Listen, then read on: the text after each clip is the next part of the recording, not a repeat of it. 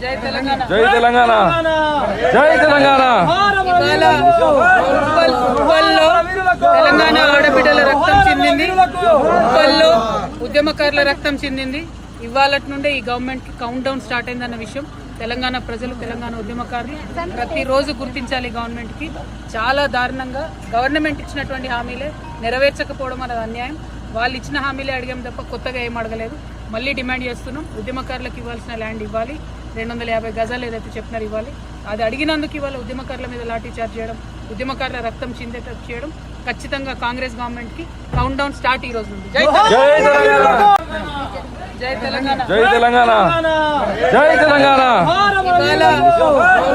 ఉప్పల్లో తెలంగాణ ఆడబిడ్డల రక్తం చెందింది. ఉప్పల్లో ఉద్యమకారుల రక్తం చెందింది.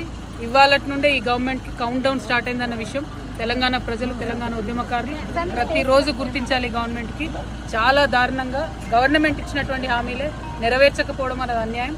వాళ్ళు ఇచ్చిన హామీలే అడిగాం తప్ప కొత్తగా ఏం అడగలేదు. మళ్ళీ డిమాండ్ చేస్తున్నాం, ఉద్యమకారులకు ఇవ్వాల్సిన ల్యాండ్ ఇవ్వాలి, 250 గజాలు ఏదైతే చెప్పినారు ఇవ్వాలి.